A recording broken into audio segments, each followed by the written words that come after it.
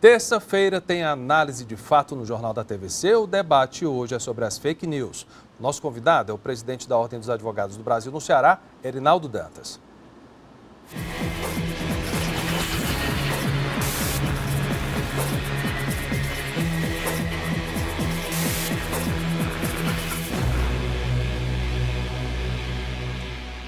O Congresso aprovou hoje a convocação dos aplicativos de mensagem instantânea, como o WhatsApp e o Telegram, para que prestem esclarecimentos sobre a produção e disseminação de notícias falsas, como parte da CPMI das fake news. Talvez você não saiba, mas já existe punição para quem propagar denúncia caluniosa com fins eleitorais, apenas nesses casos. Quem está aqui com a gente é o presidente da OAB Ceará, Erinaldo Dantas. Presidente, boa noite, obrigado pela presença. Boa noite. Toda medida nesse sentido é bem-vinda. Atualmente a gente só tem aí possivelmente essa lei que favorece a justiça eleitoral. E para o cidadão, o que é que sobra? Eu acho que a sociedade ela tem que avançar no que diz respeito à discussão das fake news. Fake news foi um assunto que sempre houve, desde que o mundo é mundo, sempre se... Nem tinha internet, já tinha fake news. Nem tinha internet, já se inventava histórias, especialmente de cunho eleitoreiro. O problema com a internet, hoje nós temos indústrias que são montadas. A indústria primeiro é aquela que quer ganhar com os cliques na internet, ou seja, coloca aquela manchete bem fantasiosa. O presidente Bolsonaro sofreu um problema de saúde. Você clica e a cada clique ganha poucos centavos e ele com isso aí tenta ganhar dinheiro. Isso foi muito utilizado, inclusive, na eleição americana do Trump. A nossa, o senhor tem conhecimento também? A mais recente? Também aconteceu, mas o que houve mais no Brasil foi a segunda indústria. A indústria que o objetivo é desconstruir a imagem de uma pessoa, de uma personalidade e causar um prejuízo irreparável. Porque, por exemplo, se diz que você, jornalista, se vendeu para dar uma notícia, você pode desmentir várias e várias vezes, mas aqueles que leram apenas a primeira notícia falsa vão ter sempre uma imagem negativa a seu respeito. Por isso que a legislação, acho que tem que avançar, muito boa essa CPMI, que quer trazer os aplicativos de mensagem para que a gente possa conseguir encontrar uma forma de controlar, evidentemente sem ferir a democracia, mas dando responsabilidade a quem comete esse ato de ilegalidade que prejudica, às vezes, para sempre a imagem de uma pessoa. Vou pegar esse gancho das eleições. Houve uma disseminação antes do pleito com relação a um kit gay de um determinado partido e de uma mamadeira com... Ela foi mudada e teria lá um cunho sexual também.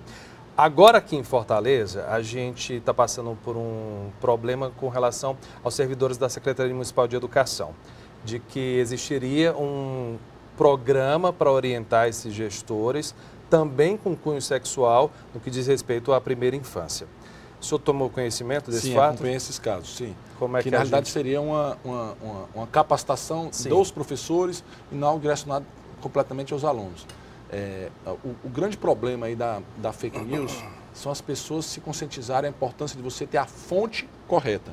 Então, você quando pega uma fonte, uma TVC, quando você pega um grande organismo de jornalismo sério, quando dá aquela notícia, você passa a dar alta credibilidade.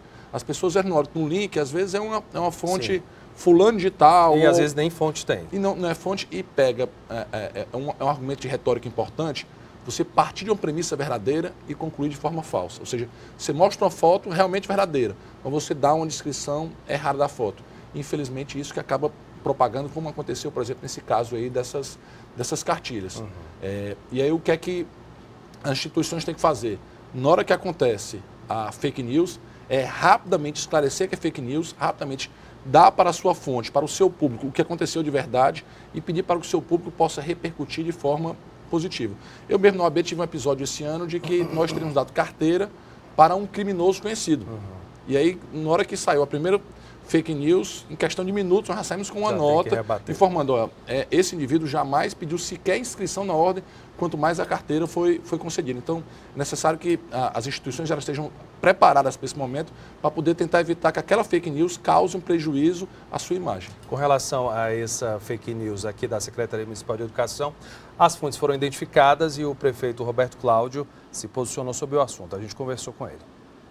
Eu tenho a falar que o melhor exemplo de quem é vítima, e nós fomos vítimas agora, é a gente levar a justiça e as últimas consequências, para que essas pessoas possam pagar o preço dos seus erros na justiça, para não repetirem mais condutas que são criminosas e que mexem, nesse caso, como mexeu, não com a reputação da gestão, com a reputação, com o trabalho, com a dedicação e com a seriedade de milhares de professores que estão e vivem dedicados a servir as nossas crianças de 0 a 6 anos de idade. Olha, o Ministério da Saúde lançou há cerca de um ano um trabalho de tentar punir e combater as fake news.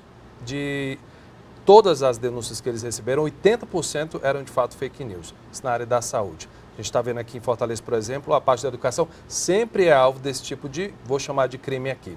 Sendo crime, já existe punição prevista ou não em situações como essa? A gente falou de justiça eleitoral.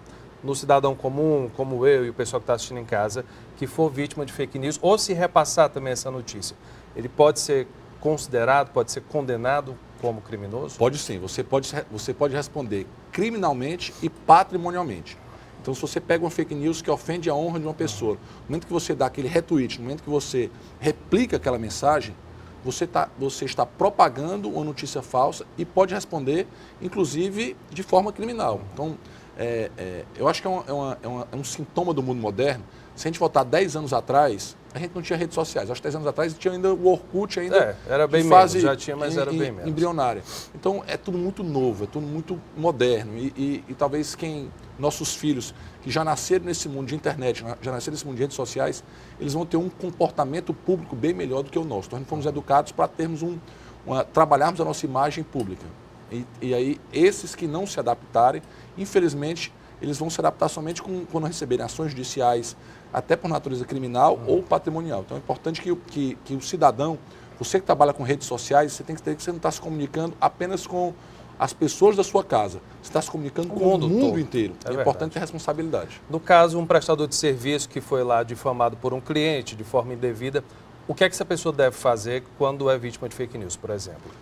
Aí você faz o print de tela, porque a mensagem pode ser apagada posteriormente. Isso já vale como prova? Já vale como prova. Você entra em contato, aí precisa de um advogado, que o advogado, sim, vai poder pegar aquele print de tela e tomar a medida judicial cabível, às vezes até entrar com uma ação judicial para obrigar que a pessoa apague aquela postagem. A gente na OAB pegou um caso de um cidadão que ofendeu os advogados. Posteriormente ele apagou, mas nós já tínhamos o print de tela e entramos com ação judicial, inclusive criminal contra ele, porque ofendeu a honra de todos os advogados do Brasil. Ele chegou a chamar todo advogado de uma expressão chula. Então, é importante que você, de imediato, faça print de tela, entre em contato com o seu advogado, com o advogado da sua confiança. Pode ser a Defensoria Pública, por exemplo? Pode ser também a Defensoria Pública. Enfim, que você possa entrar em ação, porque para que você tome a medida é necessário que você acione o judiciário. Para acionar o judiciário, você precisa de um advogado e um defensor público. Custa muito tempo para solucionar esse tipo de caso, presidente? No geral? Porque a gente que é vítima, geralmente quer que se solucione logo, ou pelo menos que se apague isso da internet. Num processo, numa situação emergencial, se busca primeiro um liminar para que a liminar consiga surtir o efeito, ou seja, que se apague aquela postagem, ou seja, evitar que a sangria continue. A indenização ou a ação criminal, ela demanda um certo tempo, porque a gente tem um processo chamado contraditório, ou seja, eu tenho que ouvir a versão do outro lado, eu tenho que ter ampla defesa, ou seja, garantir que todos os meus defesas sejam garantidos à outra parte, garantir que ele possa recorrer para uma outra instância de julgamento, pelo menos, e só depois de todo o processo é que a gente possa aplicar uma penalidade. Então, ou seja, demora um pouquinho até que haja uma responsabilidade, seja criminal ou patrimonial, mas acabar com aquela sangria, ou seja, apagar a postagem, é possível a medida liminar. Presidente, eu vou aproveitar a sua presença aqui, partindo do pressuposto que a OAB é uma das entidades democráticas mais representativas aqui do Brasil. Uma fala do vereador Carlos Bolsonaro ontem, que foi tuitada, argumentou que pelo processo democrático os projetos previstos para o Brasil não iriam acontecer. Eu li e entendi como uma forma de crítica à democracia. O senhor tomou conhecimento desse fato? Como é que o senhor posiciona com relação ao presidente da OAB aqui no Ceará?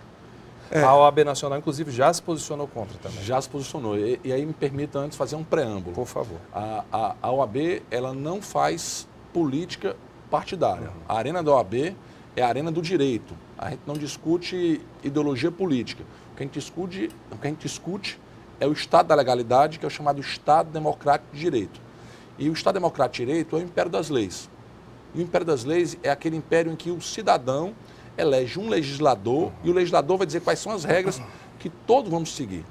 Ou seja, quando você vai de encontro ao princípio democrático, significa que você não quer que as pessoas decidam o que é melhor para elas. eu vou entender de que algumas pessoas se sentem melhores do que os outros e esses outros vão decidir qual o futuro de todos. Então, isso daí é um retrocesso à humanidade. Desde os gregos, na realidade, se a gente voltar um pouco na história, eu gosto muito de história, os sumérios já desenvolveram, que é a primeira civilização antiga registrada, já desenvolveram a democracia, que, na minha opinião, é o melhor de todos os sistemas. Sim. É um sistema que você consegue entender a complexidade do mundo. O mundo, se todos fossem iguais, o mundo, eu diria a você, que seria muito chato. A grande vantagem do mundo é que você tem pessoas que pensam de forma completamente diferente. E você conseguir chegar a um consenso com todas essas pessoas não é fácil, é demorado.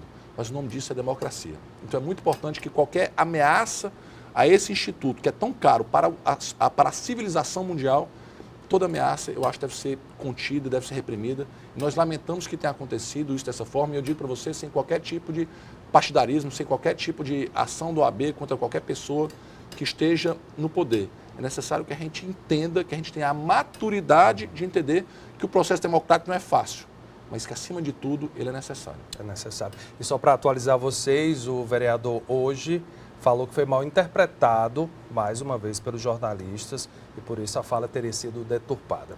Presidente, muito obrigado pela presença, bom trabalho para vocês lá na OAB, viu? Muito obrigado, estamos à disposição, não só da TVC, como de toda a sociedade cearense. Obrigado. No próximo bloco, a gente volta a falar das ações da campanha Setembro Amarelo de prevenção ao suicídio.